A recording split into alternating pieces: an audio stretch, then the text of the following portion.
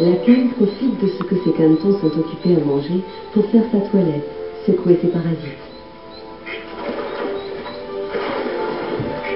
Ce qui les laisse perplexes et même un peu inquiets de la voir gesticuler ainsi.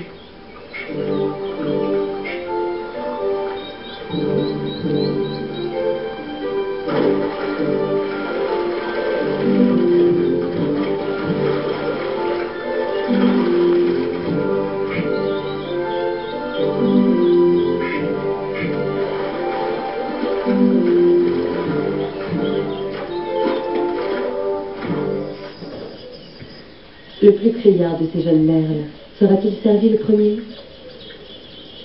Oui, parce que c'est une preuve de vigueur et que l'adulte favorise ses rejetons les plus vigoureux.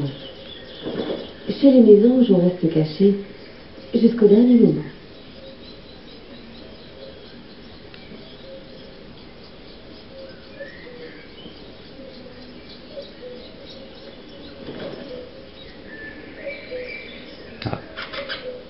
Le pique-et-pêche n'a pas à aller bien loin pour trouver des insectes. Il lui suffit d'explorer les troncs du bout de sa langue collante.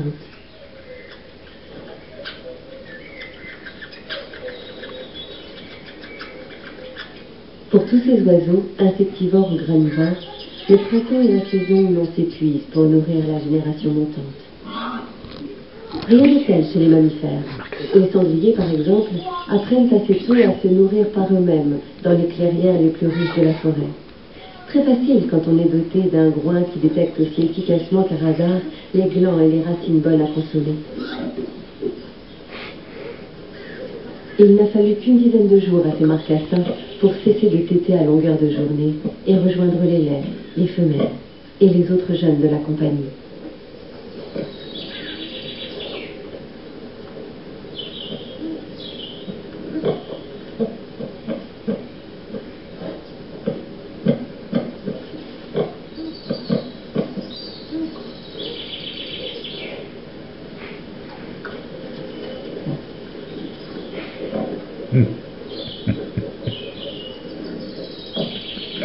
En mai-juin, les sangliers commencent à muer afin d'avoir une toison plus légère pour l'été.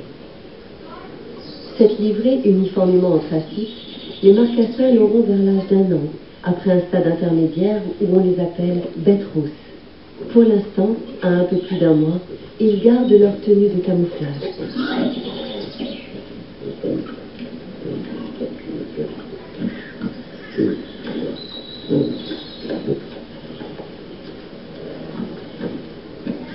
Dans les années fastes, les laits font 2 portées par an. À raison de 6 à 7 marcassins chaque fois, un groupe a tout fait de doubler son effectif.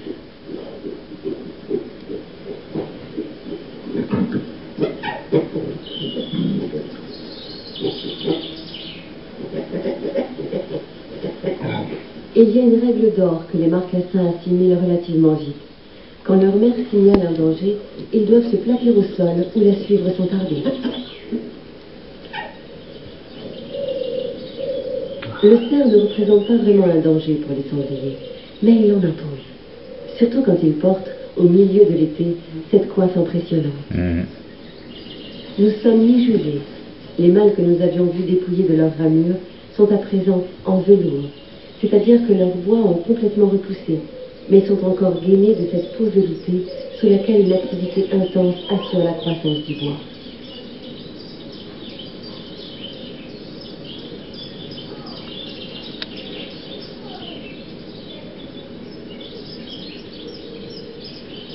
Maintenant que chaque individu de la harde a partiellement retrouvé son panache, les hiérarchies se rétablissent.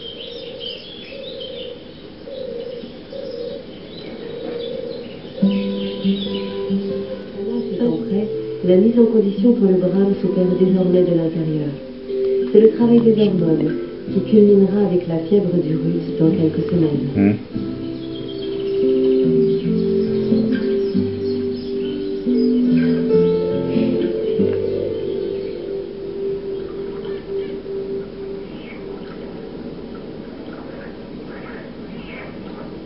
Juillet, sur une mare occupant une grande clairière.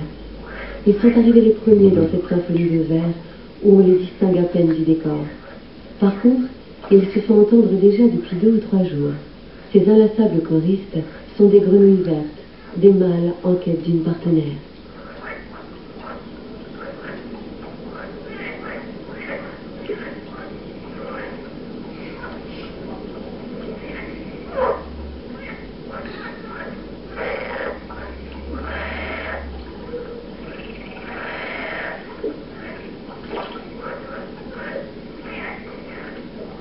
Les femelles commencent à s'approcher.